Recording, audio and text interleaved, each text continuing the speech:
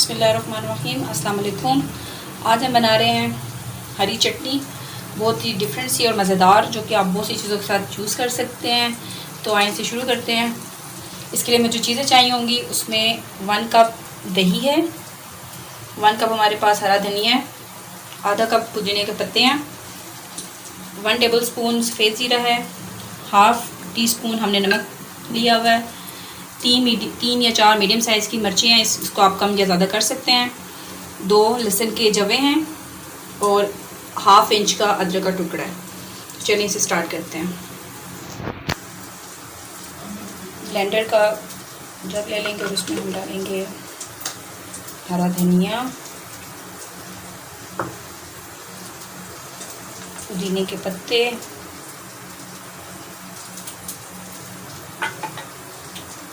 लहसुन के जवे, अदरक, हरी मिर्च,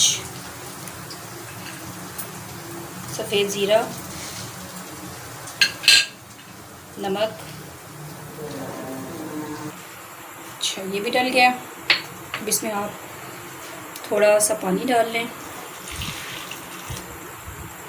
ताकि ब्लेंड करने में आसानी हो जाए। ब्लेंड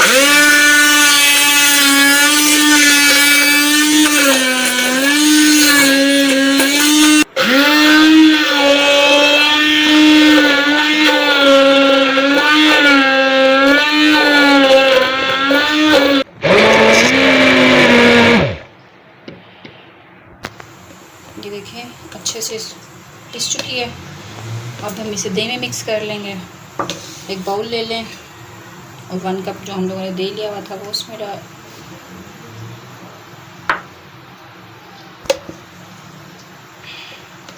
हरी चटनी ऐड करेंगे।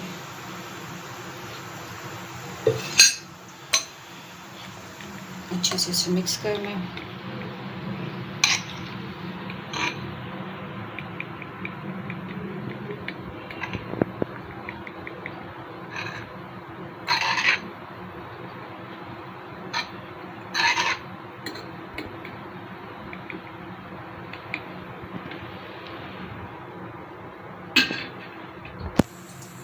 इसकी बहुत अच्छे से मिक्सिंग हो चुकी है और हमारी मज़ेदार चटपटी चटनी तैयार है।